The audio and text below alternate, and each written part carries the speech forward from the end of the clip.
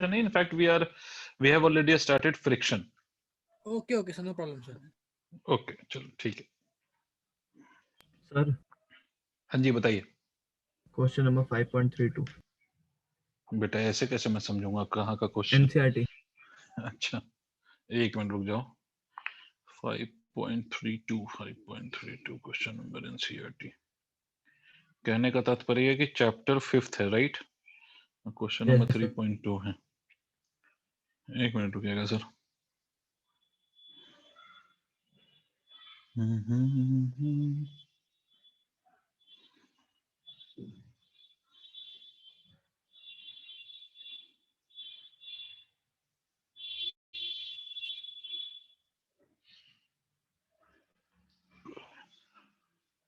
Chapter का नाम laws of motion है क्या? Yes sir. ठीक है। First chapter is laws of motion. 5.32 5.32 या 5.3? 5.32। ओके, मतलब एडिशनल एक्सरसाइज। अच्छा ये बंदर वाला? नो सर, ये block of mass 25 kg is raised by a 50 kg man. Okay that is not 5 point, अच्छा हाँ, block of mass 25 kilogram is raised bye 50 kilogram man shown in 2 different ways. Okay ठीक है भाई, ये question तो बाकी बच्चे भी अगर समझें तो मुझे मजा आए। देखिए सर, ये क्वेश्चन बेसिकली आप समझिए कि एक साहब है, एक मैन है, there is a man standing somewhere here. बाकी लोग भी समझें जिन्होंने ये सॉल्व नहीं भी किया है, वो लोग भी समझें ये अच्छा क्वेश्चन है एनसीईआरटी का। अच्छा in the sense because it is concept based question है ना, ऑन द कनेक्टेड मोशन। ये arrangement A and we have another arrangement of the same man and that arrangement is B. आपसे कहता है कि ये एक ब्लॉक है and that is of mass 25 kilogram. एक मैन है, I can not draw the man but चलो कोशिश करते हैं। अरे पकड़ ले यार। हाँ, ये मैन इस ब्लॉक को एक तो ऐसे पुल कर रहा है, ऊपर मूव करा रहा है। दूसरा सिचुएशन ये है कि मैन फिजिक्स पढ़ चुका है, मैन को फिजिक्स आती है। मैन ने यहाँ पर पुली लगा दिया, यहाँ पर उसने रोप का एक एंड पकड़ा हुआ है। ठीक है, फिजिक्स आ गई इसको अब, है ना, इसने लर्निवियो में फिजिक्स पढ़ लिया और इसको फिजिक्स आती है। अब वही man after studying physics he is pulling the same block but with the help of this pulley like this. ये दो अरेंजमेंट है। अब आपसे कहता है कि साहब इस केस में ये आपसे कहता है कि 50 किलोग्राम मैन का mass is 50 kilogram for the man. तो ऑब्वियसली मैन सेम है तो मास तो सेम ही रहेगा ना सर, 50 किलोग्राम। ब्लॉक का मास भी सेम है। अब कहता है what is the action on the floor by the man in 2 cases. आपसे पूछा है कि मैन जो फ्लोर को प्रेस कर रहा होगा ना, वो कितने फोर्स से प्रेस कर रहा होगा, इस बात को समझना है। पहला पार्ट तो ये है। तो पहली बात, मैन जो प्रेस कर रहा होगा फ्लोर को, that would be the normal reaction that he will exert on the floor. फिर से सुनिए, man will apply or exert a force called as normal reaction। तो चलो पहले तो हम फ्री बॉडी डायग्राम्स बनाते हैं। इस सिचुएशन में इस मास का और सिचुएशन में इस मैन का, we will draw the free body diagram. ठीक है, ध्यान से देखना। Mass obviously mg that is equal to 250। ऊपर इस ब्लॉक पे टेंशन लग रहा है विदाउट एनी डाउट। ठीक है, अच्छा इस मैन का अगर हम देखें तो इस मैन का एक फोर्स लग रहा होगा 500, मतलब 50 into 10 is equal to 500। This is the value of mg on the man. और क्या क्या फोर्सेस लग रहे हैं, तो अगर आप देखो तो man is pulling the rope upwards. Man rope को किधर पुल कर रहा है मेरे बच्चों? मैन पुल कर रहा है ऊपर, रोप को ऊपर, तभी तो वो ब्लॉक ऊपर खींच पाएगा। he will be able to pull the block if he pulls the rope। yes Janvi, if he pulls the rope Can you upwards। please repeat the question again? Actually, question is from your NCERT। question is from NCERT। question is from your NCERT। chapter is 5th। question number is 5.32। ठीक है, there is a man, he is pulling the block of mass 25 kilogram in different arrangement। this is the first arrangement that I have shown by A, and this is the second arrangement by which he is pulling the block, same block but with the help of this pulley। this is given in the arrangement 2। clear है जानवी? आपका question ये है कि आपको बताना है कि what is the force that man will exert on the floor। what is the force that the man will exert on the floor, या what is the force that will be exerted on the floor by the man, या on the man by the floor, एक ही बात है। अब देखो एक बात मैंने आपसे बोला कि this man is pulling the rope upwards, तो rope बदले में इसको किधर पुल करेगा, कौन बताएगा मुझे? In which direction do you नीचे। think rope will pull the man? Down. Obviously downwards, इसमें तो कोई शक वाली बात नहीं है। According to Newton's third law of motion, to every action there is equal and opposite reaction, तो ये तो सर नीचे पुल करेगा, इसमें कोई शक नहीं सर। बहुत मजा आया सर, वाह रे सर, आ रे सर, ओ रे सर। तो ये टेंशन मैन पे एक नॉर्मल रिएक्शन लग रहा होगा, that will be exerted by the floor, है ना, that will be exerted by the floor. These are the forces that you can see, है ना, आपको अगर दिख रहा हो तो these are the forces that the man and the block would be experiencing. अब एक बात तो ऑब्वियस है सर कि पहले तो हमें टी निकालना पड़ेगा, मानते हो? टी निकालेंगे तो फिर एन निकल पाएगा। पॉइंट तो बहुत सिंपल सा ही है। And how we will find the value of T? How we will find the value of T? T की वैल्यू कैसे फाइंड करेंगे, कौन बताएगा? सर 250 माइनस टी, नहीं T minus 250 equals to 25a equal to 25a। Question में ये बोला गया कि ये जो पुल कर रहा है, he is pulling this with some acceleration or not? No sir, acceleration तो दे रखी। What is the action on the floor by the man in the two cases if the floor yields to a normal, which is sir इसे equilibrium में मानेंगे हम। बिल्कुल। He is तो T is just, equals to 250. है ना? Yes, he is just pulling the block. That's it. He just manages to pull the block. मतलब वो इतना ही फोर्स लगा रहा है so that he can pull the block. That's it. He can raise the block. इसका मतलब है sir मैं ये कह सकता हूं कि T की वैल्यू कितनी होगी? 250। पहली बात सबको क्लियर हुई? Yes sir. तो अब यहाँ देखिए n is equal to man भी तो इक्विलिब्रियम में, ऐसा तो नहीं है कि मैन मूव कर गया ब्लॉक को पुल करने के दौरान या during he is pulling the block he is moving upwards और डाउनवर्ड्स, ऐसा तो नहीं हो रहा। तो n को हम लिख सकते हैं t प्लस ऑफ 500।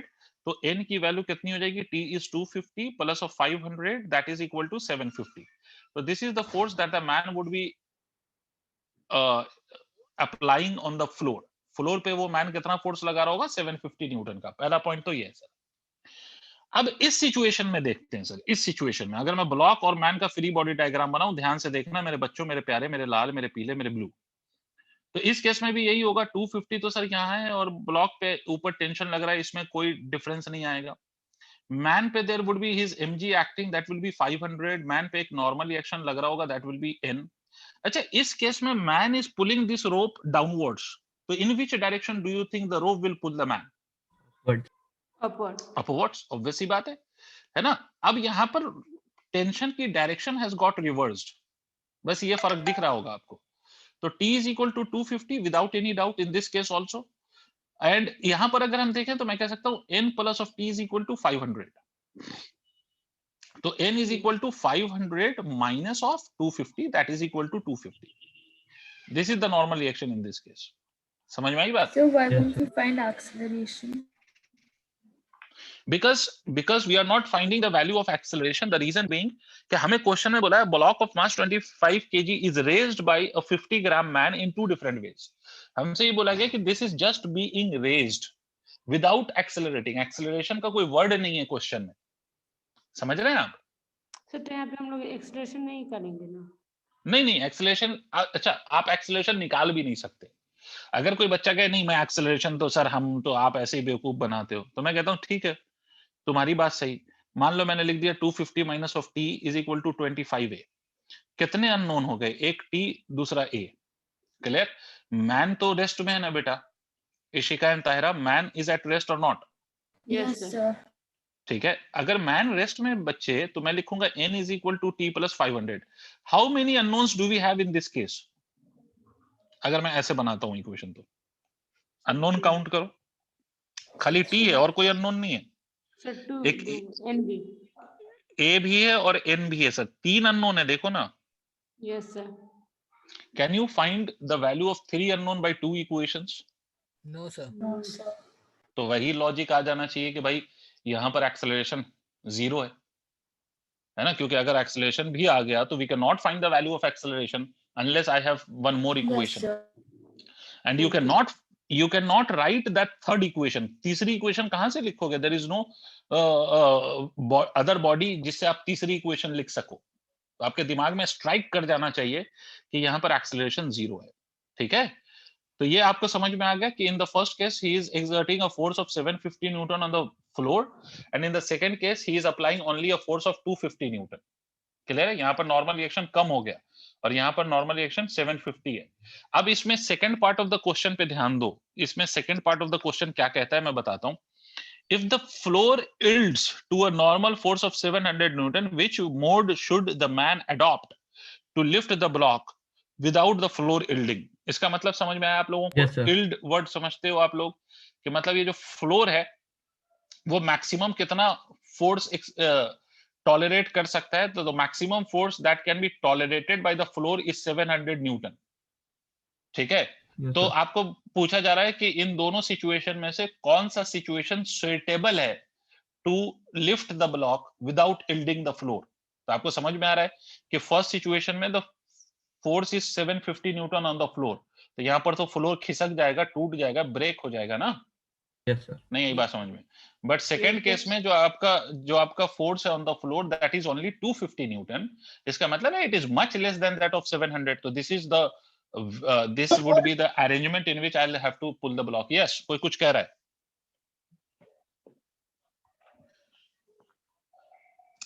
सक्षम क्लियर है? आगे Yes, बढ़ sir, जाऊं? आ गया. ठीक है, तो मैं इसको इरेज कर रहा हूं. No, sir, wait. सर एक क्वेश्चन है. अब पूछिए. सर जो ये मैन का वेट है हम उसे नहीं लेंगे 500 न्यूटन फ्लोर पे लग रहा है. नॉर्मल रिएक्शन तो अपोजिट लगता है ना. बिल्कुल नॉर्मल रिएक्शन. अगर हम फ्लोर पे फोर्सेस देखें तो फ्लोर पे मैन का वेट नहीं लगता बेटा, ये कंफ्यूजन है. देखो, to every action there is an equal and opposite reaction. Man पे जो नॉर्मल रिएक्शन लग रहा है that is because of the floor. तो फ्लोर पे जो इसका रिएक्शन लगेगा that will be only n बेटा. अब बच्चे को ये कंफ्यूजन होती है, ये मैं पढ़ा चुका हूं लॉज ऑफ मोशन में. बच्चे को ये कंफ्यूजन होती है कि mg फ्लोर पे लगता है. नहीं नहीं नहीं, mg acts on the man. mg man पे ही लग रहा है. mg मैन पे लग रहा है. और एक मिनट, और ये mg लगा कौन रहा है? तो it is not being exerted by floor but it is being exerted by earth. मान लो ये ग्राउंड है तो ये ग्राउंड इस पे फोर्स लगा रहा है, तो इस mg का रिएक्शन अर्थ पे लगेगा. ओके समझे बच्चे? यस ठीक है. हाँ बोलो Janvi. Yes Janvi.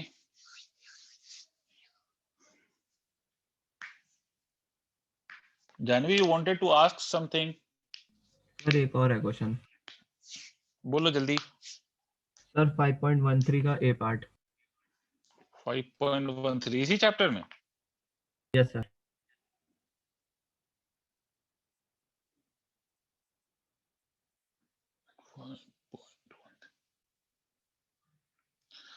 A man of mass 70 kg stands on a weighing scale in a lift. Okay. ओह, रहने दो, ये भी नहीं कर पाओगे. मैंने लॉज ऑफ मोशन में आप लोगों को स्यूडो फोर्स नहीं बताया है ना. Yes sir.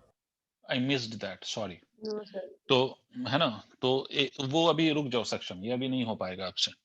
ठीक है, बिकॉज हम वो टॉपिक मिस कर गए. तो पहले फ्रिक्शन कर लो, उसके बाद मुझे एंड में याद दिला देना तो मैं आपको करा दूंगा वो. ठीक है, ओके सर. ये आपकी रिस्पॉन्सिबिलिटी है कि you will remind me about the pseudo force at the end of this chapter which we are currently doing. Sir हाँ जी बताइए.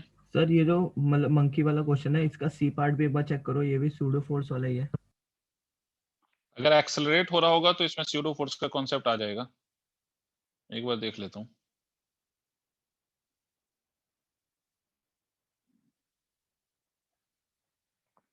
मंकी वाले में क्वेश्चन में कहता है monkey of 40 kilogram climbs on the floor which can stand maximum 10. नहीं, इसमें स्यूडो फोर्स का कोई चक्कर नहीं. तो सर इसका without C pseudo part. Force. C part में कहता है climbs up with a uniform speed of 5 metre पर सेकंड. जब उसकी स्पीड यूनिफॉर्म है इसका मतलब है सक्षम के फोर्सेस शुड बी बैलेंस्ड. मतलब अगर मान लो कि मैं ये ऊपर क्लाइंब कर रहा हूँ with a uniform speed. Uniform speed का मतलब हुआ कि मेरा एक्सेलरेशन कितना है? 0 है. Yes sir. अगर मान लो मेरे ऊपर दो फोर्सेस लग रहे हैं, मान लो एक mg लग रहा है, दूसरा फोर्स एक टेंशन लग रहा है, तो these two must be equal. Yes. समझ आई बात? तो इसमें स्यूडो फोर्स का कोई चक्कर नहीं है, this will be done without pseudo force. इतनी सी बात याद रखो कि whenever you have a constant velocity, इसका दूसरा मतलब है कि your acceleration is equal to 0। समझ आई बात? अगर आपका वेलोसिटी वेरिएबल है then you will be having acceleration, तो आप लिखेंगे net force is equal to mass into acceleration. But when you don't have acceleration तो आप लिखेंगे simply net force is equal to 0। Okay, तो अब कल वाली बात याद दिलाता हूं। मैं कल स्टार्ट कर चुका था फ्रिक्शन। फ्रिक्शन में मैंने आपसे बोला था कि friction is a force which opposes relative motion between the two surfaces in contact. Friction दो सरफेसेस के रिलेटिव मोशन को अपोज करता है, मोशन को नहीं, रिलेटिव मोशन को अपोज करता है। This I have already defined yesterday. और मैंने आपको यह भी बोला था कि the cause of friction is either the roughness between the two surfaces in contact, या मैंने आपसे कहा था कि the cause of friction is the intermolecular force of attraction between the two surfaces in contact. तो दो कॉज हैं, एक को हम ओल्ड थ्योरी कहते हैं, एक को हम मॉडर्न थ्योरी कहते हैं। ओल्ड थ्योरी के अकॉर्डिंग हम ये मानते हैं कि the two surface excuse me sir. Yes Janvi. Sir मेरा ना नेट बहुत स्लो आ रहा था, अभी मैंने दूसरे उससे कनेक्ट किया है, तो आप प्लीज मेरे को बता दीजिए आपने क्या किया है, करा है उसके बाद। अभी तक कुछ नहीं कराया। We were discussing the doubt only last वही एंड नाउ, क्वेश्चन हुआ है।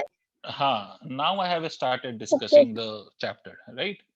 तब मेरी बात सुनिए कि मैंने आपसे ये बोला था कि ओल्ड थ्योरी का मतलब कि हम अज्यूम करते हैं या हम मानते हैं कि the cause of friction is the roughness between the two surface, और मॉडर्न थ्योरी का मतलब कि हम ये मानते हैं कि the cause of friction is the intermolecular force of attraction between the two surfaces. ये हम मानते हैं। अब सुनिए, अब मेरी बात ध्यान से सुनिएगा। देखो बेटा, ये जो बच्चे कहते हैं ना कि फ्रिक्शन ओनली अपोजेस मोशन, ये आपका एक मतलब जो है ना, ये आपको भ्रम है।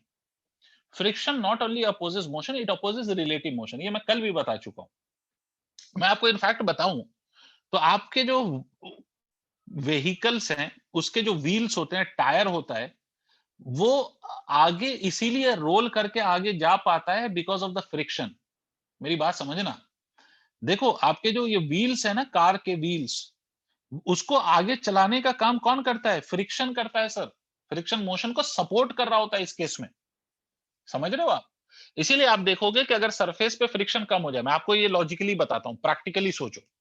अगर मान लो कि रोड पे पानी हो, सड़क पे पानी है, पानी या मड है, कीचड़ है, तो आपने देखा होगा आपका टायर जो है ना वो आगे नहीं बढ़ पाता, वो वहीं पे स्लिप करने लग जाता है। कभी फील किया इस बात को? कभी ऑब्जर्व करा है आपने? Yes sir. Yes sir. ठीक है, वो क्यों करता है? क्योंकि बेटा फ्रिक्शन अगर कम होगा तो फ्रिक्शन कम होने के कारण, due to the less value of friction, your wheel will not able to roll on the surface. Roll का मतलब समझते हो? आगे हम पढ़ेंगे in the chapter of rotation. Roll का मतलब होता है कि जहां पर बॉडी रोटेट भी करे और आगे भी चले। अगर आपने कार के व्हील्स को देखा तो वो घूम भी रहा होता है और आगे भी बढ़ रहा होता है, तो that is called as rolling. ये हम आगे पढ़ेंगे in the chapter of rotation. अभी तो फिलहाल इस बात को याद रखिए कि इसको रोल कराने का काम कौन करता है? फ्रिक्शन। ठीक है, बट अगर फ्रिक्शन कम हो जाए तो ये रोल नहीं कर पाता, वहीं पर ये घूमता रह जाता है, आगे बढ़ नहीं पाता। तो इसका मतलब है फ्रिक्शन तो मोशन को यहां पर सपोर्ट कर रहा है। इसका मतलब कि friction not always opposes motion. Friction एक चीज है जिसको हमेशा वो अपोज करता है, that is the relative motion. Friction ये चाहता है कि जो दो सरफेसेस कांटेक्ट में हैं, वो दो surfaces should always remain in contact. पता नहीं क्या बोले सर, समझ ही नहीं आया। फॉर एग्जाम्पल, अगर मान लो ये सरफेस है और इस पे ये ब्लॉक रखा हुआ है, ये सरफेस भी 10 मीटर पर सेकंड से चले और ये ब्लॉक भी 10 मीटर पर सेकंड से चले, तो फ्रिक्शन को कोई प्रॉब्लम नहीं है। अगर तुमसे कोई पूछ ले कि यहाँ पर फ्रिक्शन कितना लगेगा, सर 0 लगेगा, कोई प्रॉब्लम नहीं है फ्रिक्शन को। क्यों? क्योंकि अगर दोनों सेम वेलोसिटी से चल रहे हैं तो दोनों साथ साथ चलेंगे, कोई एक दूसरे पे स्लाइड नहीं करेगा, कोई आगे नहीं भागेगा, कोई पीछे नहीं भागेगा। बट अगर सर ऐसा हो कि सरफेस की वेलोसिटी 0 हो और ये बॉडी की 10 मीटर पर सेकंड से चले, तो आप मुझे एक बात बताओ कि क्या ये दोनों कांटेक्ट में रहेंगे या ये दोनों एक दूसरे पे स्लाइड करने लगेंगे? ये ब्लॉक आगे चल जाने लगेगा ना बेटा, है ना? और ये सरफेस वहीं का वहीं है और इसमें ब्लॉक आगे भाग रहा है, तो ये बात फ्रिक्शन को पसंद नहीं है। यहां पर फ्रिक्शन एक्ट करेगा, friction will B non zero. अगर ऐसा हो कि सर अगर ये सरफेस चले 2 मीटर पर सेकंड से और ये बॉडी चले 6 मीटर पर सेकंड से, तो भी तो यही होगा कि ये ब्लॉक आगे भागने की कोशिश करेगा, साथ में रहने की कोशिश नहीं करेगा। तो इस केस में भी सर फ्रिक्शन एक्ट करेगा and friction will be equal to non zero. But यहां देखो, यहां मोशन है, स्टिल फ्रिक्शन जीरो है। क्यों? क्योंकि फ्रिक्शन जो चाहता है वो बात पूरी हो रही है। वो ये चाहता है कि जो दो सरफेसेस कांटेक्ट में हैं वो हमेशा एक साथ रहें। अगर चल भी रहे तो दोनों साथ साथ ही चलें, उन दोनों के बीच में आपस में कोई मोशन नहीं हो, जिसको हम रिलेटिव मोशन कहते हैं, आपस में कोई तकरार ना हो, तो फ्रिक्शन खुश है। अदरवाइज फ्रिक्शन नाराज हो जाता है ना? तो फ्रिक्शन वहां पे एक्ट करता है जहां पर एक सरफेस दूसरे सरफेस पे रिलेटिवली मूव करने लग जाते हैं। खैर, तो ये मैं कल समझा चुका हूं। अब दूसरी बात समझिए, फ्रिक्शन को बेसिकली बेटा हम दो पार्ट में डिवाइड करते हैं। पहले तो इसको ऐसे समझ लीजिए कि एक को हम कहते हैं स्लाइडिंग फ्रिक्शन, एक को हम कहते हैं स्लाइडिंग फ्रिक्शन, और दूसरे को हम कहते हैं रोलिंग फ्रिक्शन। ठीक है? स्लाइडिंग फ्रिक्शन का मतलब ये होता है कि बेटा अगर आपकी कोई भी बॉडी इस तरह से स्लाइड कर रही हो, इसको हम स्लाइडिंग कहेंगे ना, इस सरफेस पे ये बॉडी आगे जा रही है, सीधा सीधा चल रही है, तो इस केस में जो फ्रिक्शन आएगा that will be called as sliding friction. और रोलिंग का भी मतलब मैंने आपको समझाया था कि रोलिंग का मतलब है कि ऐसा motion in which body rotates as well as it moves in the forward direction, मतलब रोटेट भी कर रही हो और चल भी रही हो, तो ऐसे को हम रोलिंग कहते हैं। और यहाँ पर जो फ्रिक्शन का नाम है वो रोलिंग फ्रिक्शन कहलाएगा, और यहाँ पर जो फ्रिक्शन है that will be called as sliding friction. तो ये रोलिंग फ्रिक्शन के बारे में तो हम रोटेशन वाले चैप्टर में समझेंगे, बट यहाँ पर आपको स्लाइडिंग फ्रिक्शन के केस में आपको दो टाइप का फ्रिक्शन बोला जाता है। One is called as static friction, one is called as static friction, and another one is called as kinetic friction. There are two types of friction in this case. One is called as static friction and another one is called as kinetic friction. और हम अभी यही पढ़ेंगे, हम अभी ये नहीं पढ़ेंगे because it will be done in the chapter of rotation. It will be discussed in the chapter of rotation. यहाँ पर सिर्फ sliding friction पे हम डिस्कशन करेंगे। नोट कर लिया टाइप्स? Yes, sir. इसको जल्दी से Yes. नोट करके Yes. मुझे बताओ।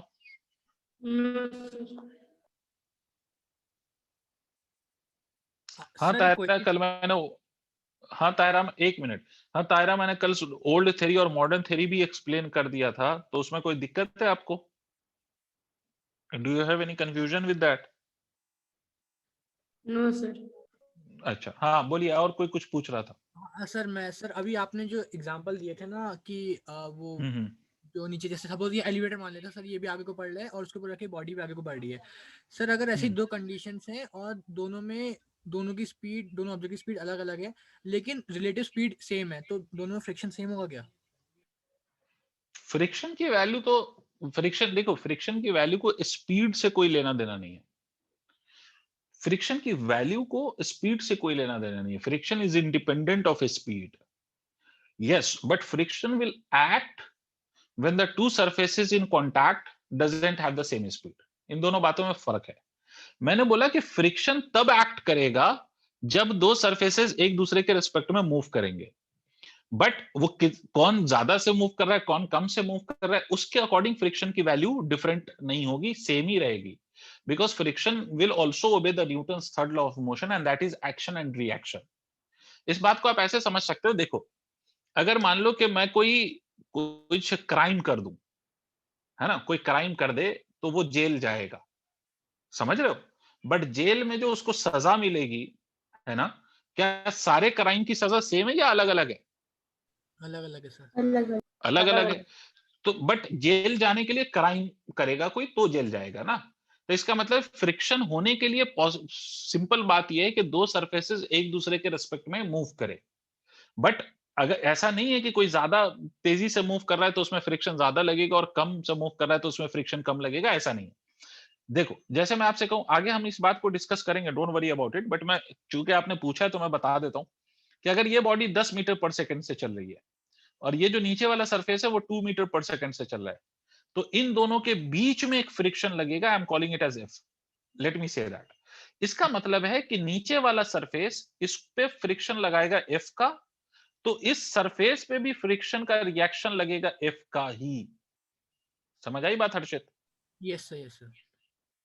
ठीक है, फ्रिक्शन की value is independent of velocity. वो मैं अभी भी बताऊंगा, don't worry about it. Sir लेकिन मैंने वेलोसिटी सर मैंने रिलेटिव वेलोसिटी कहा सर। सपोज मतलब अभी जो आपने एग्जांपल देखो दिया रिलेटिव वेलोसिटी का मतलब तो सेम ही होता है ना, बट बेटा रिलेटिव तो सेम ही रहेगा ना।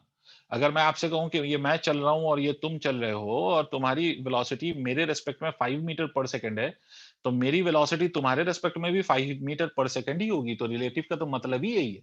नहीं सर, मैं दो एग्जांपल की बात करता सर। एक बार आप प्लीज वो पीछे वाली स्लाइड में चले जाएंगे अभी जिसमें हमने वो ड्रॉ किया। वो मैंने इरेज कर दिया तो वो आ नहीं पाएगा। ओके सर आप मैं एक बताओ। एग्जांपल देता हूँ। आज सर वही जो डायग्राम इससे पहले आपने किया था, सपोज हम दो कंडीशन ले रहे हैं। एक में स्पीड ऊपर वाले की x है, नीचे वाले की y है, और एक और ऐसे सरफेस है जिसमें एक की a है और दूसरे की b है, और दोनों में ही रिलेटिव वेलोसिटी दोनों ही कंडीशंस में सेम है, तो दोनों में जो फ्रिक्शन लगेगा वो सेम होगा। वही तो मैं आपको बताना चाह रहा हूँ कि friction is not related to velocity. चाहे रिलेटिव वेलोसिटी ज्यादा हो जाए या कम हो जाए, फ्रिक्शन को इस बात से फर्क नहीं पड़ता। मतलब तुम x और y कह रहे हो ना, मैं इसी की वैल्यू लेके बता देता हूँ। यहाँ पर ये 2 मीटर पर second, this is what you are trying to say, right? ये 6 मीटर पर सेकंड है, ठीक है भाई। रिलेटिव वेलोसिटी कितनी हुई? रिलेटिव वेलोसिटी v रिलेटिव आ गई 4 मीटर पर सेकंड। सही जा रहा हूँ? हाँ सर। अच्छा साहब, यहाँ मैं आपसे कहूँ कि मान लीजिए कि ये 10 है, दिस इज 10 मीटर पर सेकंड, और यहाँ पर ये मान लीजिए कि मैं आपसे ये कहता हूँ कि ये 14 मीटर पर सेकंड है, तो v रिलेटिव की वैल्यू कितनी हुई? v रिलेटिव की वैल्यू अभी भी 4 मीटर पर सेकंड हुई, है ना? Yes, sir. बात समझ रहे हैं? तो आपके कहने का मतलब क्या है, यहाँ पर रिलेटिव वेलोसिटी सेम है तो क्या फ्रिक्शन सेम होगा? सर फ्रिक्शन का कोई लेना देना इसके साथ नहीं है सर। फ्रिक्शन का लेना देना nature of the to substances in contact के साथ है। फ्रिक्शन का लेना देना नॉर्मल रिएक्शन के साथ है। Friction is independent of velocity और रिलेटिव वेलोसिटी। समझ रहे हैं आप? यस समझ गया सर। आई बात समझ में? अभी आगे बढ़ने दो तो थोड़ा आपको और क्लैरिटी आ जाएगी। मैं आपसे ये कह रहा हूँ कि friction is independent of the velocity. हाँ, फ्रिक्शन होने के लिए ये जरूरी है कि there must be some relative velocity, but friction लगेगा कितना, the value of that friction is independent of relative velocity. ठीक है सर? Thank you sir. अब देखिए मैं आपको बताता हूं। पहली बात तो आप ये समझिए कि इससे पहले कि I define the two types of friction, which is one of which is static and another one of which is kinetic, उससे पहले मैं आपको ये बता दूं कि फ्रिक्शन डिपेंड किस पे करता है। तो it is practically observed that the friction force that acts between the two surfaces is directly proportional to the normal reaction acting between the two surfaces. फिर से मेरी बात सुनिए कि प्रैक्टिकली या एक्सपेरिमेंटली लोगों ने ये ऑब्जर्व किया कि frictional force depends on the normal reaction between the two surfaces. समझ रहे हैं आप? मतलब friction is directly proportional to normal reaction. याद रखिए, नॉर्मल रिएक्शन। ठीक है? तो फ्रिक्शन को हम लिखते हैं mu into n. This is the formula for the friction, where mu is called as coefficient of friction. इसको हम कहते हैं कोफिशिएंट ऑफ फ्रिक्शन। इसका मतलब है बेटा फ्रिक्शन सिर्फ और सिर्फ it only depends on the normal reaction. Friction is independent of the area of contact between the two surfaces. Friction is independent of the velocity of the two surfaces. It only depends on normal reaction between the two surfaces. क्या मेरी बात समझ में आई है आपको? ना तो ये एरिया पे डिपेंड करता है, ना तो ये वेलोसिटी पे डिपेंड करता है। क्या मतलब सर? एरिया पे डिपेंड करने का क्या मतलब बताना चाह रहे हो? मान लो इस सरफेस का अभी ये इतना एरिया है विच इज इन कॉन्टैक्ट। अब अगर सोचो बेटा, इसी बॉडी को मैं कंसीडर करूं और इसका एरिया कम कर दूं, एरिया कम कर दूं, ये कम हो गया ना एरिया। ठीक है? तो फ्रिक्शन को एरिया ज्यादा या एरिया कम से कोई लेना देना नहीं। फ्रिक्शन को इस बात से मतलब है कि जो नॉर्मल रिएक्शन लग रहा है between the two surfaces in contact, if they are same तो value of friction will be same. If that normal reaction is different तो value of friction will be different. क्या मेरी बात समझ में आई है? कुछ लॉजिक क्लियर हुआ है? Yes sir. ठीक है? यहां पर जो म्यू है, this mu can be defined as f by n, where f is frictional force and n is normal reaction. तो नॉर्मल रिएक्शन भी एक फोर्स है और फ्रिक्शन भी एक फोर्स है बेटा। तो अगर आप ध्यान से देखें तो इसकी यूनिट अगर हम देखें, म्यू की यूनिट ऑफ म्यू, तो आप एक बात सोचो कि फ्रिक्शन के लिए भी आप यूनिट लिखोगे newton, because it is force, और normal reaction is also a force, तो इसकी भी यूनिट आएगी newton. Newton and newton will cancel out. तो इसका मतलब है कि म्यू की क्या यूनिट होगी? This mu is a unitless quantity. This mu is a unitless quantity. Unitless quantity, इसकी कोई यूनिट ही नहीं होगी. This doesn't have any unit. इसकी यूनिट है ही नहीं. And also it is dimensionless quantity. Unitless quantity and dimensionless quantity. ना तो इसमें कोई डायमेंशन है, ना ही इसकी कोई यूनिट है. बात समझ में आ गई सबको? But F is equal to mu into n होता है. पहले तो मैं आपको म्यू के बारे में बता दूं. Mu is the coefficient of friction. मैं आपको इसके बारे में बता दूं. Mu depends on nature of material of two surfaces in contact. Two bodies लिख देता हूं मैं. बॉडीज इन कॉन्टैक्ट मतलब दो जो बॉडी है आपकी, वो किस मटेरियल की बनी हुई है, उसका नेचर क्या है, इस पर म्यू डिपेंड करता है. क्या मतलब हुआ सर?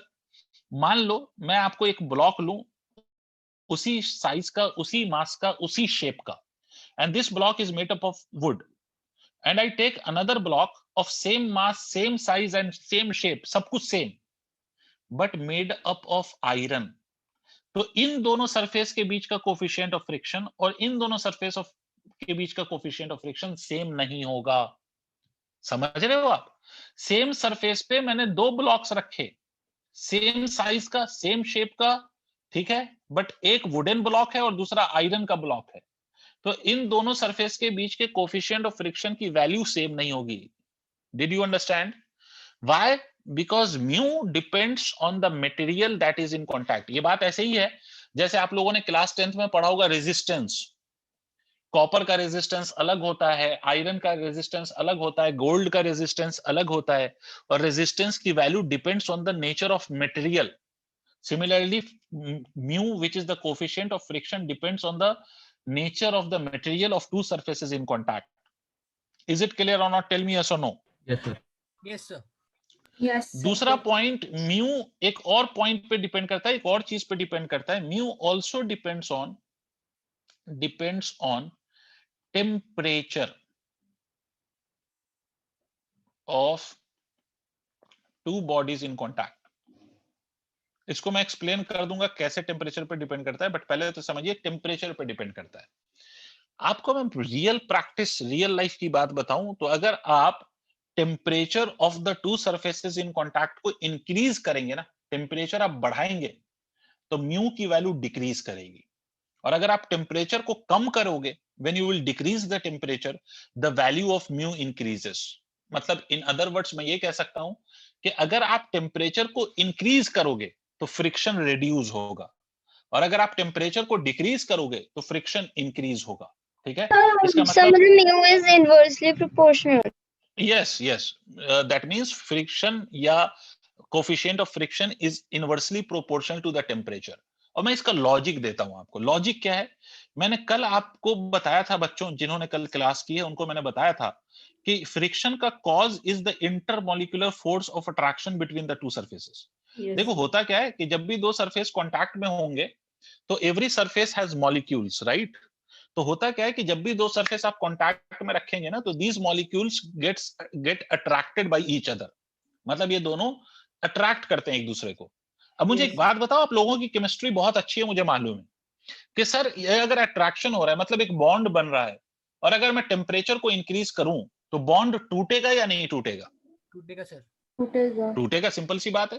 तो जब आप टेम्परेचर को इंक्रीज करेंगे तो ये intermolecular force of attraction decrease हो जाएगा बिटवीन द मॉलिक्यूल्स. तो जब ये डिक्रीज होगा तो फ्रिक्शन की वैल्यू भी डिक्रीज हो जाएगी. That is why I can claim that कि if you change the temperature then also the coefficient of friction will change. ठीक है? तो ये या तो मटेरियल पे डिपेंड करता है या टेम्परेचर पे डिपेंड करता है, और किसी चीज पे ये डिपेंड नहीं करता. It neither depends on area not it depends on the velocity of the surfaces in contact. यहां तक नोट करिए, अभी कहानी चलती रहेगी. कहानी अभी और है मेरे दोस्त, पहले यहां तक नोट करिए.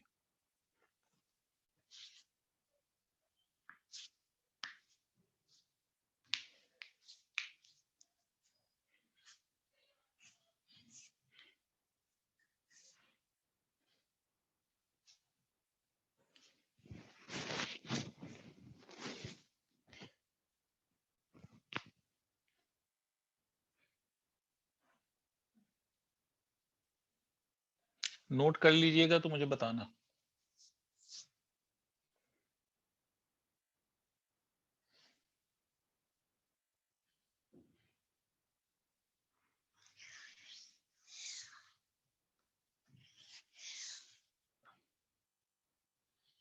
Done sir. ओके, तो I am erasing this. No, sir. अच्छा, नोट करो बेटे।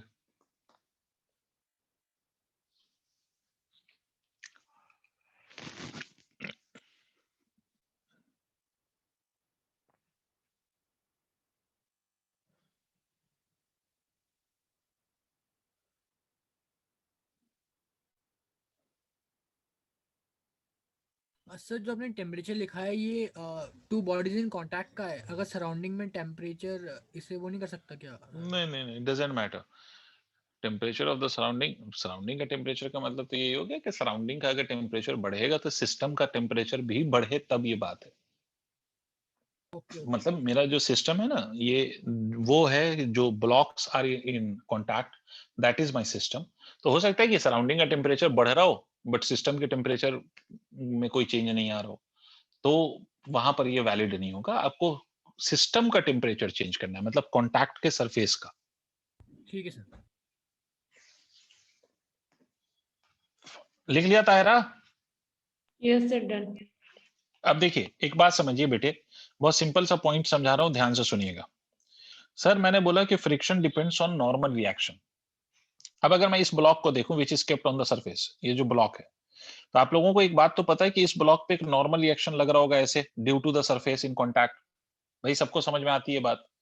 दूसरा अगर मैं देखूं ये ब्लॉक पे एक और फोर्स लग रहा होगा which will be exerted by the earth, that is called as mg, है ना। ये सरफेस नहीं लगा रहा mg, या mg सरफेस पे नहीं लग रहा है, mg is acting on the body itself, right?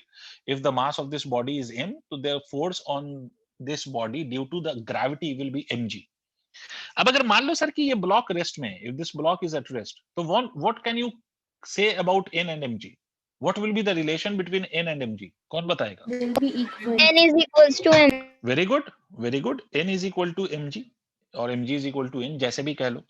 अभी मैंने आपसे क्या बोला था कि as friction is equal to बेटा mu times of n and n is equal to mg, तो यहां पर फ्रिक्शन को म्यू mg भी लिख सकते हैं। मेरे वर्ड पे ध्यान देना कि यहां पर हम फ्रिक्शन को म्यू mg लिख सकते हैं, but this is not the actual formula.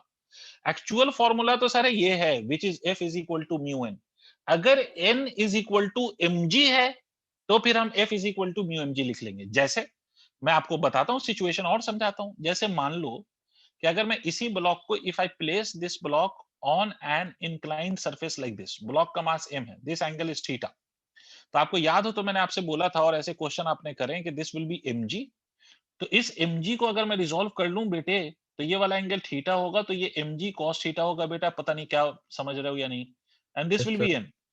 Ishika Yes, मेरा sir. बेटा, मेरा लाल, अगर ये block is not moving in this vertical direction, तो Ishika what is the sir. Relation between n and mg cos theta बेटे? So they will be equal. Obviously they will be equal because this block is neither going upwards nor going into the wedge। तो इसका मतलब है कि n is equal to mg cos theta. यहाँ पर n is equal to mg cos theta. तो यहाँ पर फ्रिक्शन की वैल्यू क्या लिख सकते हो? यहाँ पर लिख सकता हूं मैं म्यू n, तो n की जगह मैं लिख सकता हूं म्यू mg cos थीटा। इसका मतलब यहाँ पर फ्रिक्शन म्यू mg आया था, यहाँ पर म्यू mg cos थीटा आ गया। इसका मतलब है कि बुक्स में ना कई बार आपको दिख जाता है म्यू mg, तो बच्चा रटने लगता है f is equal to mu mg। ये रटना नहीं है, आपको क्या याद करना है? F is equal to mu n. If that n is equal to mg, तो हम फ्रिक्शन को उस केस में लिख सकते हैं mu mg। If that n is equal to mg cos theta, तो फ्रिक्शन को हम लिख सकते हैं mu mg cos theta. Clear है? इसी में एक और सिचुएशन मैं समझाता हूं, क्योंकि I will be using all this situation in my questions.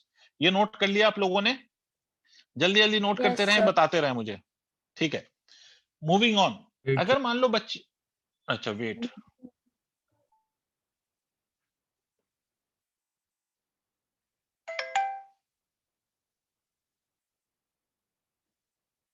Sir ये इसी पर्टिकुलर इंस्टेंट के लिए है ना, क्योंकि वो मूव नहीं कर रहा है। हाँ, if it is not moving, वैसे भी not moving in the vertical direction, Don't get confused. It can move in the horizontal direction, I have no issue. But if it is not moving in the vertical direction, so in vertical direction forces should be balanced, right? Yes, sir. Done, sir. ठीक है, okay, moving on. अगर मान लो sir मैं आपसे ऐसे कहता हूं कि there is a wall and there is a block, this is the block, और इस पे मैंने फोर्स लगाया एफ, ठीक है, एफ लगाया, तो क्या ये block will break the wall और मूव कर जाएगा? No, sir. ये तो पॉसिबल नहीं है ना। आपके घर की दीवार है, उसके अगेंस्ट आपने ये ब्लॉक रखा और उस पे एक फोर्स लगा दिया, तो ऐसा तो नहीं है कि you will be able to break the wall और ब्लॉक को मूव करा दोगे, ऐसा तो नहीं हो सकता। इसका मतलब है कि मैं ये कह सकता हूं कि block is still at rest, right? तो अगर मैं यहां पर देखूं तो मेरी बात सुनना सर, मैं फ्री बॉडी डायग्राम बना के दिखा रहा हूं आपको। ब्लॉक का मास मान लीजिए एम है और ये वॉल ऐसे है, ठीक है। मुझे एक बात बताइए, in which direction do you think normal will act on this block? Normal, Right. Sorry, normal कैसे? नहीं, Sir, ये नॉर्मल नहीं, upwards. और अच्छे से सोचो। लेफ्ट की तरफ। लेफ्ट, लेफ्ट ना बेटा, क्या बताया था इशिका मेरे बच्चे? मैंने बोला था जहां पर कांटेक्ट है ना, उस कांटेक्ट के परपेंडिकुलर डायरेक्शन में नॉर्मल लगता है। भाई कांटेक्ट कहां पर है बेटो? कांटेक्ट यहां पर है, तो इसका परपेंडिकुलर डायरेक्शन अपवर्ड तो नहीं होगा। अगर ये कांटेक्ट है तो परपेंडिकुलर टू दिस या तो ये बनेगा या ये बनेगा परपेंडिकुलर, इधर तो परपेंडिकुलर नहीं होगा ना बेटे। आई होप मेरी बात Yes, समझ में आ sir. रही है, Yes, ठीक है। sir. तो परपेंडिकुलर टू कांटेक्ट अगर हम देखें तो इस ब्लॉक पे जो नॉर्मल लग रहा होगा मेरे बच्चों, मेरे प्यारे बेटे, इस ब्लॉक पे जो नॉर्मल लगेगा, that normal would be like this will be the direction of normal, and in the Yes. Reaction wall पे जो नॉर्मल लगेगा वो ऐसे लगेगा।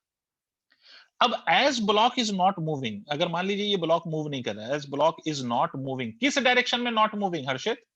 किस डायरेक्शन में? In the direction of these forces. Yes sir. समझ रहे हैं? तो एफ को मैं एम के बराबर लिख सकता हूं। तो यहां पर अगर मुझे फ्रिक्शन कोई पूछ ले कि कैसे लिखोगे, तो फ्रिक्शन म्यू एन को मैं म्यू एफ लिख सकता हूं, ठीक है। यहां पर फ्रिक्शन में एम एम जी तो कहीं भी नहीं आया। आ रही बात समझ में? इसका Yes, मतलब sir. है आपको ये याद करना है कि friction is equal to mu n. अगर एन एम जी के बराबर है तो फ्रिक्शन को म्यू एम जी लिख सकते हैं। अगर n m g cos theta के इक्वल है तो फ्रिक्शन को mu m g cos theta लिख सकते हैं। अगर एन एफ के बराबर है तो फ्रिक्शन को म्यू एफ लिख सकते हैं, but the actual formula is mu n, ठीक है। चलो चले आगे। ये एफ एक्सटर्नल फोर्स है ना? हाँ, एफ एक्सटर्नल फोर्स है, कोई सा भी एक फोर्स लगा दिया हमने और उसकी वैल्यू एफ मान लिया, तो एन सर मतलब इज बैलेंसिंग एफ। सर जैसे अगर ये वर्टिकली मूव करता है नीचे को आता है, तभी फॉर्मूला तब ये भी तब भी यही रहता। क्यों? क्योंकि देखो, अगर कोई बॉडी इधर मूव कर रही है और इधर मूव नहीं कर रही है, मतलब it is moving along Y axis, accelerating along Y axis, but acceleration along X axis is 0। तो देखो, जो फोर्स वाई एक्सिस के अलोंग लग रहे हैं, that will be responsible for acceleration along Y axis. Yes आ रही बात समझ में? हाँ सर। लेकिन जो फोर्स एक्स एक्सिस के अलोंग लगते हैं, वो रिस्पांसिबल होंगे एक्स एक्सिस के अलोंग एक्सेलरेशन के लिए। तो अगर मान लीजिए कि if this body is not accelerating along X axis, तो इसका मतलब है कि F net along X axis must be equal to 0। और ये बॉडी अगर it is accelerating along Y axis, तो मैं कहूंगा F net along Y axis will be equal to mass into acceleration along Y axis. समझ में आई बात? तो Yes. बॉडी जरूरी नहीं है बेटा बॉडी हर डायरेक्शन में एक साथ मूव कर जाए, कर भी सकती है, नहीं भी कर सकती। अगर किसी डायरेक्शन में वो मूव नहीं कर रही है तो उस डायरेक्शन में हम कहेंगे कि फोर्सेस बैलेंस्ड है। अगर उस डायरेक्शन में मूव करने लग जाए तो हम कहेंगे फोर्सेस बैलेंस्ड नहीं है, तो उस केस में net force will be equal to mass into acceleration. Okay sir. चलो आगे बात करते हैं। तो एक बात तो क्लियर हो गई कि फ्रिक्शन की वैल्यू म्यू एन होती है। अब मैंने आपको जो दो टाइप डिफाइन किया था उस पे आते हैं। मैंने आपको दो टाइप डिफाइन किया था, one I called it as static friction and another one I called it as kinetic friction. पहले तो हम समझते हैं, नेचर समझते हैं। देखो बेटा, आप अगर किसी भी बॉडी पे फोर्स लगाओ, मान लो किसी पे हमने फोर्स लगाया, तो ऐसा नहीं होता कि आप फोर्स लगा दो तो बॉडी मूव कर ही जाए, ठीक है। अगर आप फोर्स लगा रहे हो तो इसका मतलब you are trying to move this body, but ऐसा बिल्कुल जरूरी नहीं है कि जितना आपने फोर्स लगाया due to that force body will start moving. ऐसा नहीं होता। समझ रहे हैं आप? अब मान लीजिए कि मैंने इसको कॉन्क्रीट एग्जांपल से समझते हैं कि मान लीजिए आपने एक फोर्स लगाया 6 न्यूटन का, लेकिन बॉडी मूव नहीं हुई, तो इसका मतलब है बेटा कि मैं तो इस बॉडी पे फोर्स लगा रहा हूं ना 6 न्यूटन का, still body is not moving. तो कोई तो है जो इस फोर्स को अपोज कर रहा है। नहीं यही बात समझ में बेटा, अगर मैं किसी बॉडी पे फोर्स लगाऊं and still body doesn't move, इसका मतलब है कि इस बॉडी पे नेट फोर्स कोई तो जीरो कर रहा है ना, कोई तो है जो जीरो कर रहा है इस फोर्स को। Yes, sir. नहीं आई बात समझ में Yes, sir. बेटा, है ना? आ गई। अब हर्षित समझ गए? हाँ सर आ गई। ठीक है, तो इसका मतलब ये कौन सा फोर्स है? All the body is not moving but still कोई तो फोर्स है जो इस 6 को बैलेंस कर रहा होगा। तो हम कहेंगे यहां पर जो फ्रिक्शन है दैट इज स्टैटिक फ्रिक्शन। होता यह है कि जैसे ही आप किसी भी बॉडी पे फोर्स लगाते हो टू मूव द बॉडी, वैसे ही उस सरफेस को ये पसंद नहीं है कि वो बॉडी स्लाइड करे उस सरफेस पर, क्योंकि आपने सिर्फ बॉडी पे फोर्स लगाया, तो अगर चलेगा तो सिर्फ बॉडी चलेगा, सरफेस तो नहीं चलेगा। तो वैसे ही क्या होता है, फ्रिक्शन को ये पसंद नहीं आएगा, तो फ्रिक्शन एक्टिवेट हो जाता है, फ्रिक्शन स्टार्ट करता है अपना एक्ट करना। तो friction starts opposing this external force. अब मैंने क्या किया, मैंने किया ये सब समझो पहले कायदे से। मैंने किया ये फोर्स को 8 न्यूटन किया, मतलब यहां पर मैं कह सकता हूं कि फ्रिक्शन 6 न्यूटन होगा, तभी तो ये दोनों बैलेंस हो रहे होंगे। अब फ्रिक्शन को मैंने बढ़ाया, मैंने एक्सटर्नल फोर्स को बढ़ा के 8 न्यूटन किया, और फिर भी बॉडी नहीं चली, मान लो, तो मैं कह सकता हूं कि साहब इस बारी फ्रिक्शन की वैल्यू 8 न्यूटन हो गई होगी, तभी तो नहीं चली। क्लियर है? हाँ अब सर। मैं आपसे कहता हूं कि मैंने एक्सटर्नल फोर्स को और बढ़ाया, मैंने एक्सटर्नल फोर्स को 8.1 न्यूटन किया। अब जैसे ही मैंने 8.1 न्यूटन किया, मान लो कि बॉडी चलने लगी, इसका मतलब मैं कहूंगा कि भाई ये इसलिए ऐसा हुआ क्योंकि फ्रिक्शन की वैल्यू 8 न्यूटन के आगे नहीं बढ़ सकती। समझ रहे हैं आप मेरी बात? ये प्रैक्टिकली लोगों ने करके देखा। तो उन्होंने ऑब्जर्व किया कि फ्रिक्शन की वैल्यू एक पर्टिकुलर वैल्यू तक तो इंक्रीज कर रही है, बट उसके बियॉन्ड वो इंक्रीज नहीं कर पाती है, और जब वो उसके फर्दर आगे इंक्रीज नहीं करती है तो फिर बॉडी स्लाइड करने लग जाता है। क्लियर है? तो ये जो फ्रिक्शन लग रहा है ये तब लग रहा है when the body is still in the state of rest. आपने बॉडी को अभी चलाया नहीं है, क्या यहां पर बॉडी चली है? नहीं, बॉडी यहां पर भी रेस्ट में है, बॉडी यहां पर भी रेस्ट में है, बट जैसे ही आपने बॉडी पे एक्सटर्नल फोर्स लगाया तो एक फ्रिक्शन एक्ट करने लगा। तो the friction which acts between the two bodies when they are at rest, that friction is called as static friction. नहीं आई बात समझ में? स्टैटिक वर्ड का मतलब ही होता है रुका हुआ, स्टैटिक वर्ड का मतलब ही है बेटा एट रेस्ट। ठीक है, तो the friction that acts between the two surfaces in contact at rest, that friction is called as static friction. इसका मतलब तो सर यही हुआ कि अगर मैं इस बॉडी पे कोई फोर्स ही नहीं लगाऊं तो फ्रिक्शन कितना लगेगा? What will be the value? Sir अगर मैंने कोई फोर्स नहीं लगाया तो फ्रिक्शन जीरो लगेगा, क्योंकि आपने कोई फोर्स नहीं लगाया तो फ्रिक्शन को एक्ट करने की कोई आवश्यकता नहीं है। Friction don't need to act. आ रही बात समझ में? तो पहली बात तो हमें यह समझ में आई कि सर ऐसा फ्रिक्शन जो दो बॉडी के बीच में लगता है when an external force is applied on the body but body remains at rest, that force is called as static friction. इसका मतलब friction acting between two surfaces in contact when they are at rest is known as obviously static friction. अब यहां पर एक static friction का आपको एक और बिहेवियर समझ में आया होगा कि मैंने आपसे बोला कि जब मैंने कोई फोर्स नहीं लगाया F इज इक्वल टू 0 तो फ्रिक्शन की वैल्यू 0 है। फिर मैंने आपसे बोला कि जब मैंने फोर्स की वैल्यू 6 न्यूटन किया तो मैंने आपको ये एक्सप्लेन किया कि मान लो फ्रिक्शन इज आल्सो 6 न्यूटन। मैंने बोला कि मैंने एक्सटर्नल फोर्स को 8 न्यूटन किया तो फ्रिक्शन की वैल्यू भी 8 हो गई। अब जब मैंने फ्रिक्शन की वैल्यू एक्सटर्नल फोर्स की वैल्यू को 8.1 न्यूटन किया तो अब फ्रिक्शन की वैल्यू अब इसके बियॉन्ड 8 के बियॉन्ड इंक्रीज नहीं हो पाई और बॉडी स्टार्टेड मूविंग। ठीक है, अब जब 8.1 किया तो अब ये फ्रिक्शन की वैल्यू इसके बियॉन्ड इंक्रीज नहीं हो पाई and body started moving. Clear हो गई बात? इसका मतलब क्या है बेटा, अगर आप ध्यान से देखो तो ये फ्रिक्शन ऐसा फ्रिक्शन है जो अपनी वैल्यू को चेंज कर रहा है। It started from 0 and goes to a maximum value. यही तो हुआ, देखो। Yes sir. मतलब यही कह सकता हूं ना। तो फ्रिक्शन मिनिमम कितना था 0, उसके बाद एक पर्टिकुलर मैक्सिमम वैल्यू पे पहुंचा और उसके बाद फिर वो मैक्सिमम पे पहुंच गया, तो उसके बियॉन्ड वो फर्दर इंक्रीज नहीं हो रहा है। इसका मतलब सर ये है कि स्टैटिक फ्रिक्शन में एक बात याद रखेंगे कि it is a self adjusting friction. It is a self adjusting friction. आपको 11th के एग्जाम में पूछा जा सकता है why static friction is called as self adjusting friction. तो इसका रीजन है कि it is a self adjusting friction because its value can change from minimum to maximum. It is a self adjusting friction because its value can change from 0 to maximum. अलग बात है कि हर case में maximum value अलग अलग होगी, but जो भी मैक्सिमम हो 0 से लेके मैक्सिमम के बीच में ये अपनी वैल्यू को किसी भी तरह से चेंज कर सकता है और हर कोशिश करेगा ये ताकि the two surfaces in contact remains at rest. तो that is why this static friction is called as self adjusting friction. इसीलिए हम स्टैटिक फ्रिक्शन को सेल्फ एडजस्टिंग फ्रिक्शन कहते हैं, क्योंकि ये अपनी वैल्यू को 0 से लेके मैक्सिमम तक चेंज कर सकता है। तीसरा पॉइंट, इसकी what is the maximum value of a static friction? How we will calculate the maximum value of a static friction? The maximum value of a static friction is written as mu s multiplied by n. अब mu s क्या चीज है?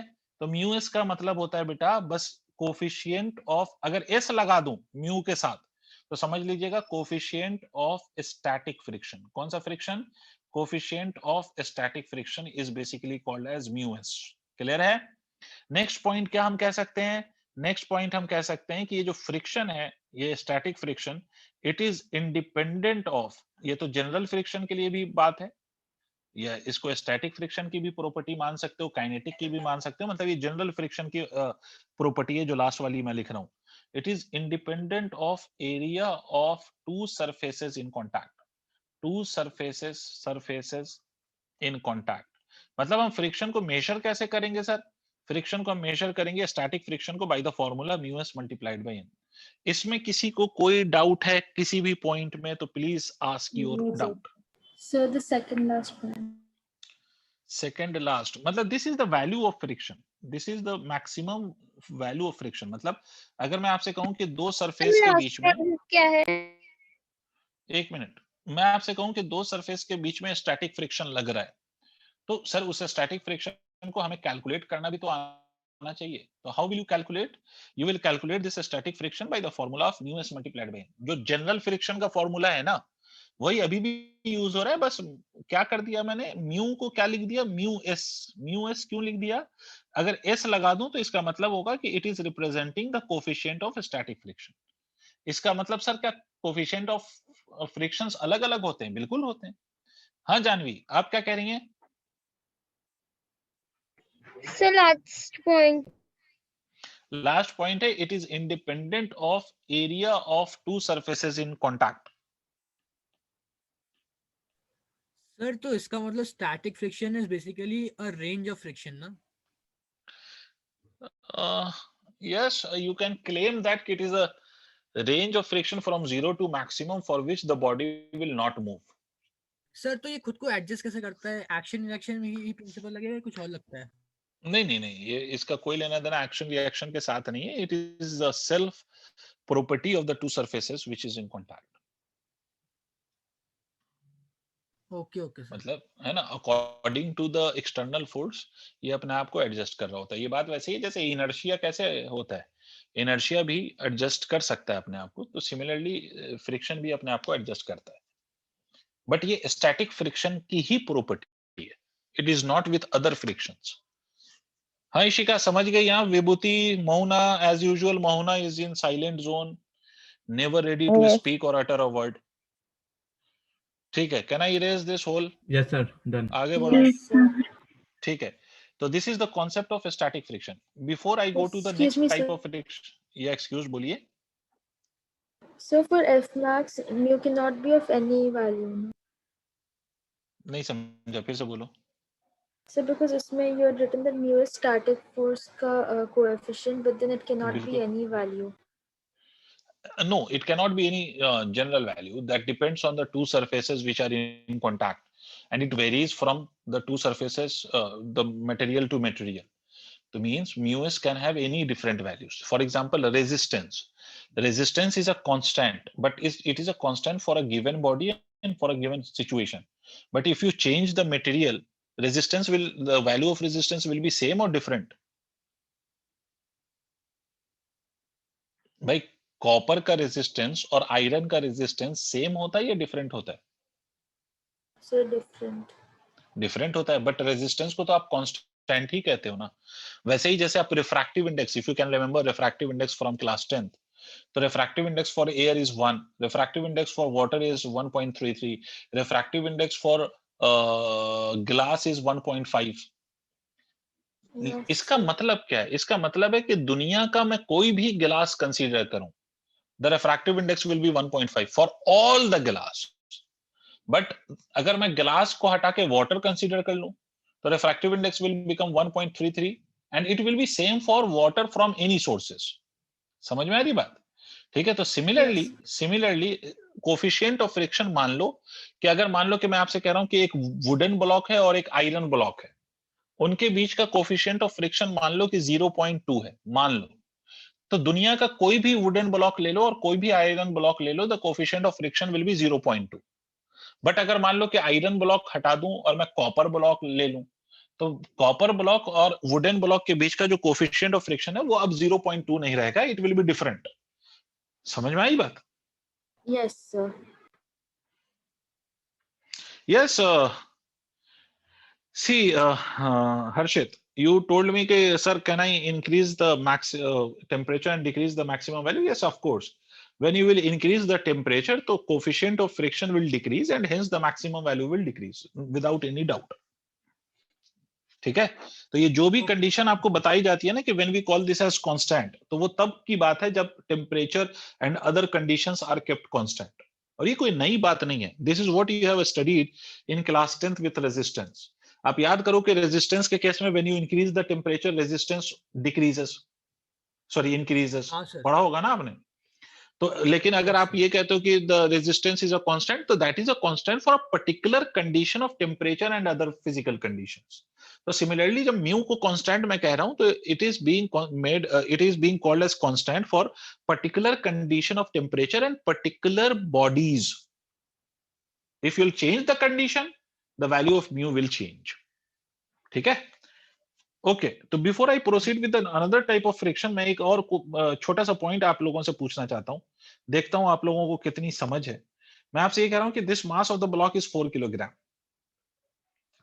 The coefficient of friction mu मैंने value दे रहा हूं यहां पर, because आपको म्यू की वैल्यू ऑलवेज गिवन होगी.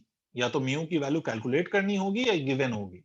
ऐसा नहीं है कि आपको म्यू की वैल्यू रटनी पड़ेगी. You don't need to memorize the value of mu, है ना. That will be mention in the question, don't worry. तो ये मास की वैल्यू 4 किलोग्राम है और इसकी वैल्यू 0.2 है. अगर मैंने इस बॉडी पे फोर्स लगा दिया 6 न्यूटन का, tell me what will be the value of static friction. This is mu S.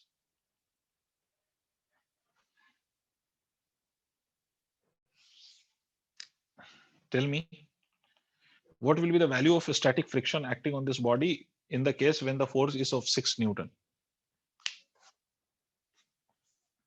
Sir वो स्टैटिक फ्रिक्शन की वैल्यू दे रखी है म्यू.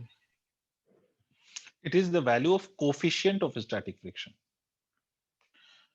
म्यू की वैल्यू है ना. फ्रिक्शन तो क्या होता है? फ्रिक्शन के लिए अभी फॉर्मूला क्या लिखवाया? Friction is equal to mu को n से मल्टीप्लाई नहीं करोगे हर्षित भाई? Yes sir, yes sir. Sir 8. 8. Tyra has got this answer as 8. और कोई? Yes, sir. What will be the It's value 8. of friction? It's 8. कौन बता रहा है ये 8?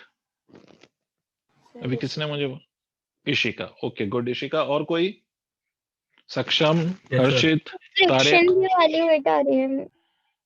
फ्रिक्शन की वैल्यू 8 आ रही है. बहुत वेरी गुड. और कोई? हर्षित, व्हाट्स योर आंसर? सर मुझे अभी क्वेश्चन समझ में नहीं आया.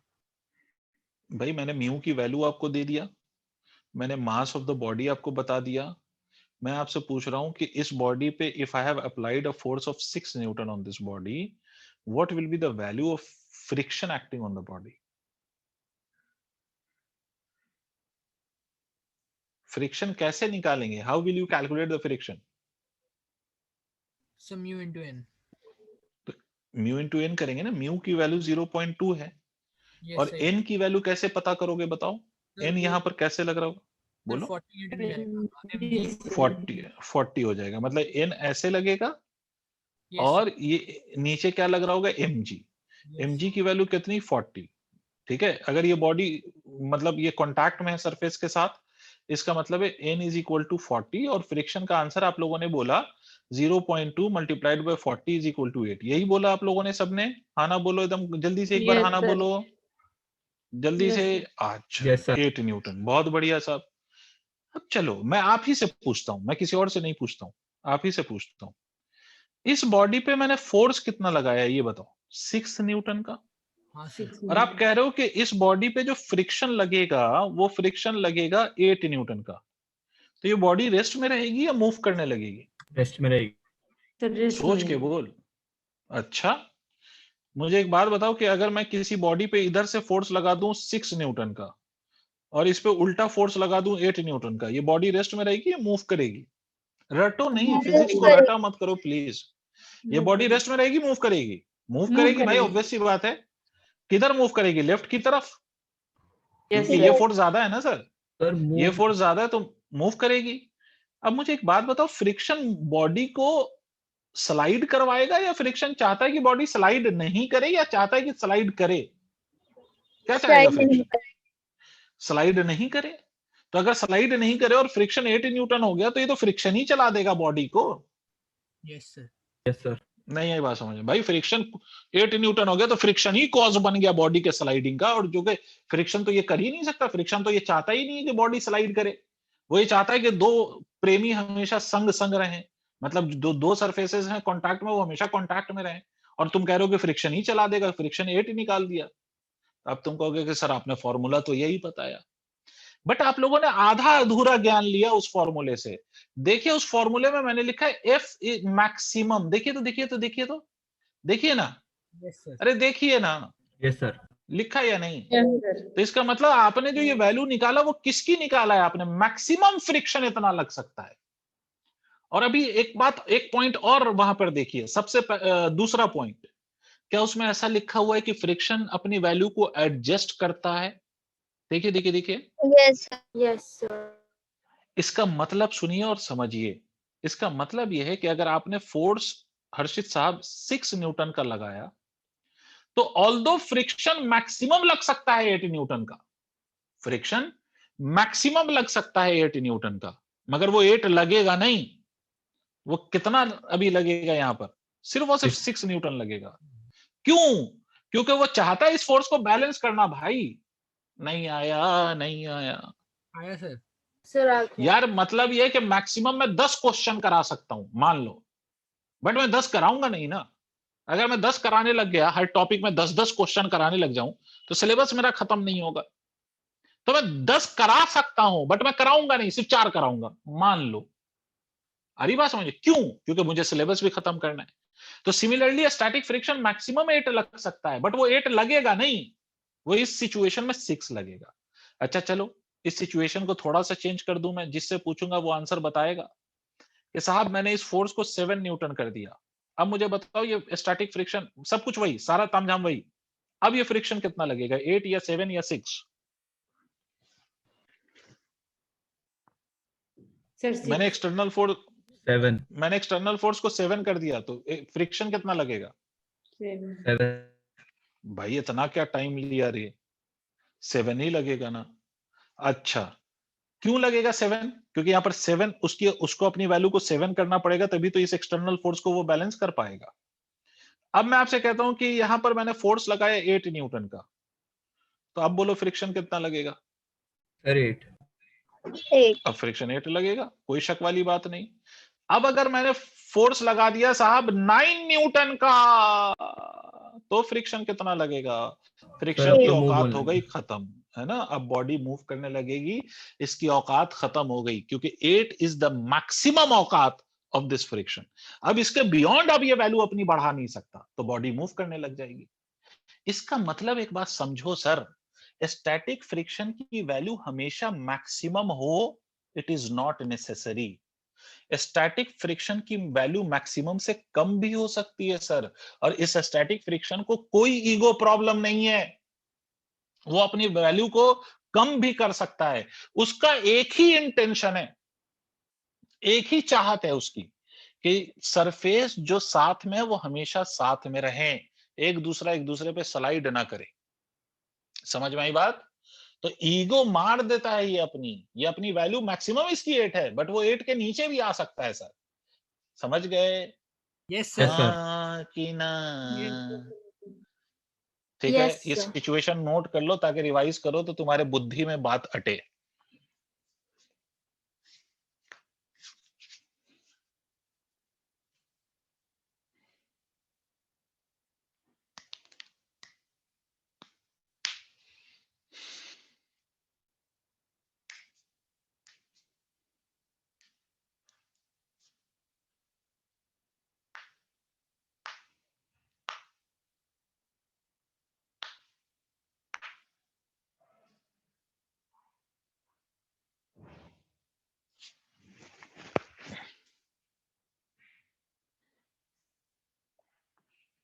नोट करके बता देना मुझे।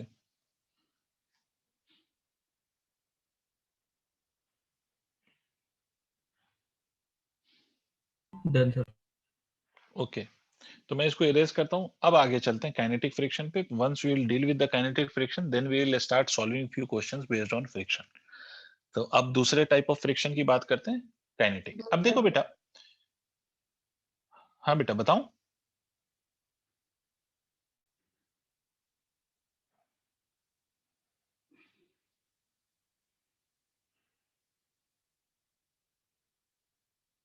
ओके, अब मेरी बात सुनो, यहाँ यहीं से समझते हैं। यहाँ पर ये सिचुएशन आपको दिख रही होगी, जब मैंने I made the external force as 9 newton, तो फ्रिक्शन की वैल्यू 8 के बियॉन्ड और इंक्रीज नहीं कर सकती। तो इसमें मैंने आपसे बोला कि now this body will start sliding, it will start moving. अब इसको फ्रिक्शन भी अपोज नहीं कर पाएगा, ठीक है? तो जब बॉडी मूव करने लग जाती है, when the body starts moving on a surface, then static friction act करना बंद कर देता है और एक नया फ्रिक्शन एक्ट करना शुरू कर देता है। That friction is called as kinetic friction. Kinetic friction, kinetic friction है ना, काइनेटिक फ्रिक्शन। इसका मतलब बेटा क्या है? Kinetic friction is that friction which acts between the two surfaces in contact when there is a relative motion between two surfaces. मतलब अगर एक सरफेस दूसरे सरफेस पे चलने लग जाए, मतलब एक बॉडी दूसरे बॉडी के ऊपर चलने लग जाए, तो दोनों सरफेस के बीच में जो फ्रिक्शन लगेगा, that will be called as kinetic friction. मतलब it is friction which acts between two bodies in contact,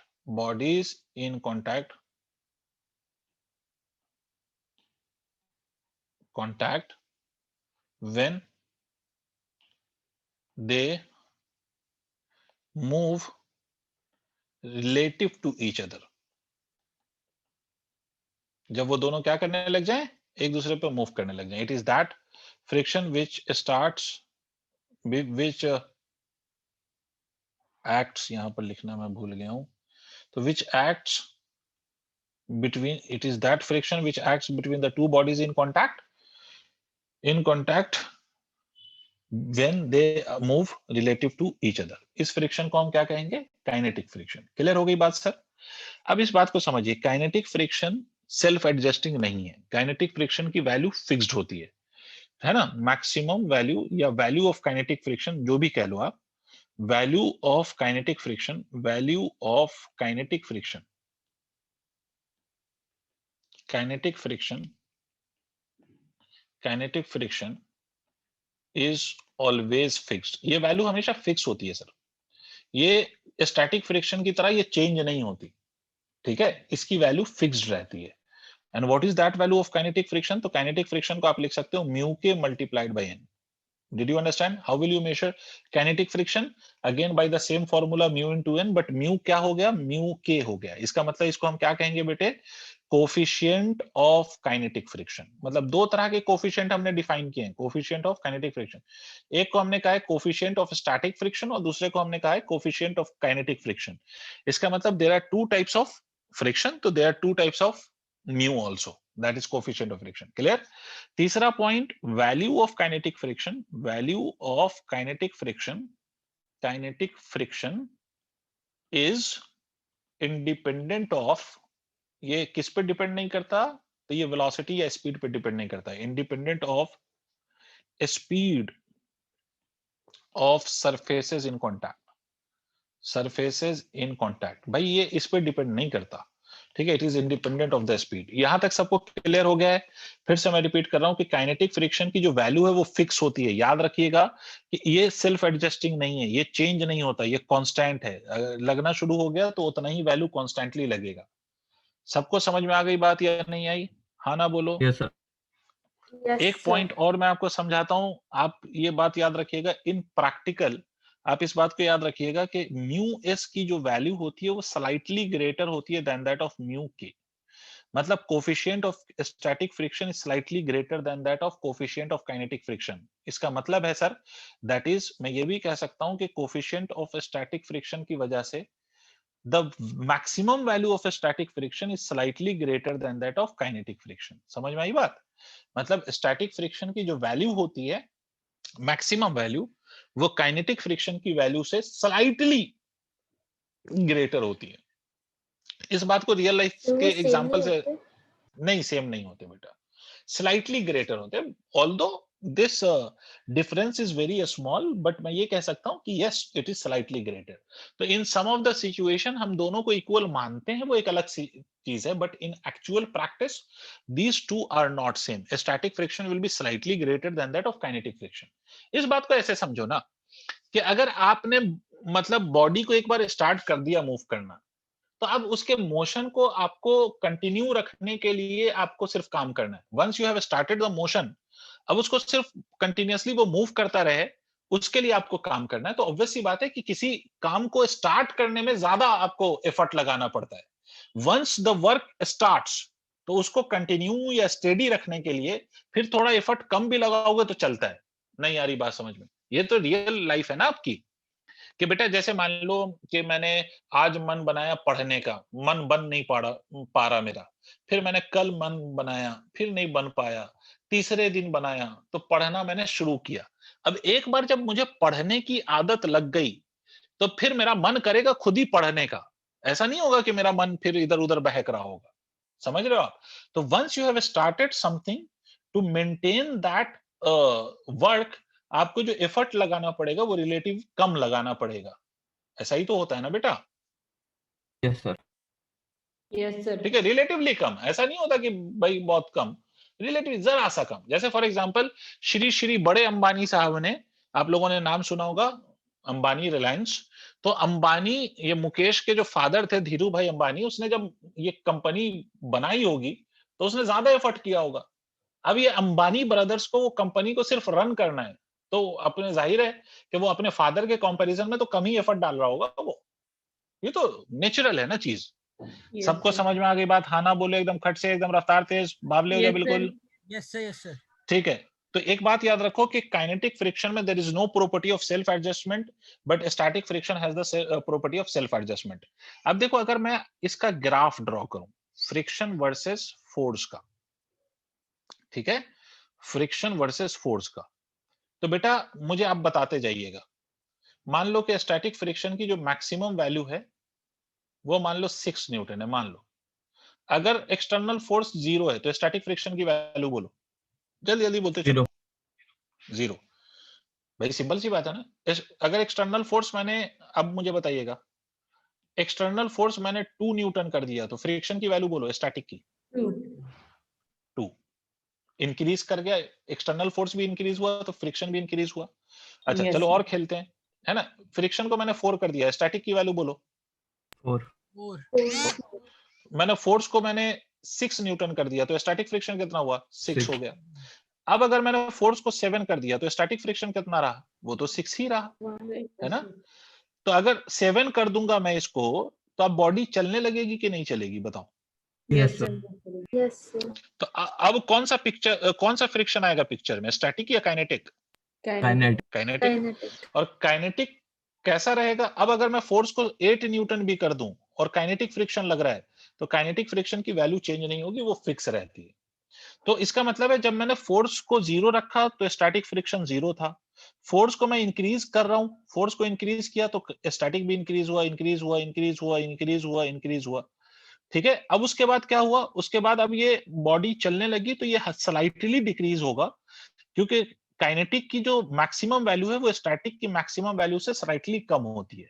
तो ग्राफ कैसे आएगा, देखो straight line straight line straight line, थोड़ा सा ये हल्का सा नीचे आएगा यहाँ पर, and then it will become constant.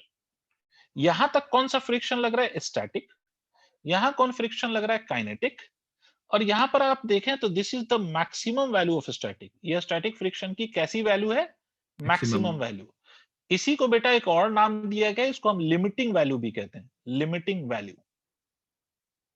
ठीक है, limiting value of static friction भी कहते हैं इसको, लिमिटिंग वैल्यू ऑफ, मतलब maximum value of static friction is also called as limiting value of static friction, या लिमिटिंग फ्रिक्शन भी कह देते हैं कुछ लोग, या इसी को लिमिटिंग फ्रिक्शन भी कह देते हैं। कंफ्यूज मत हो जाना कि limiting friction is an another type of friction, no, limiting friction is the maximum value of static friction. Did you understand और नॉट, टेल मी यस और no, did you understand the graph? Yes sir. Yes, ठीक है, sir. Note कर लो graph, जल्दी से note कर लो, बाकी discussion we will do in the next class. Graph note कर लो और आज यहीं तक रखते हैं। Done, sir. Thank ठीक है, you, sir. Okay, you welcome, bye everyone. Wait, कल इसके आगे बढ़ते हैं। Thank you sir. Welcome sir, thank you sir. You welcome.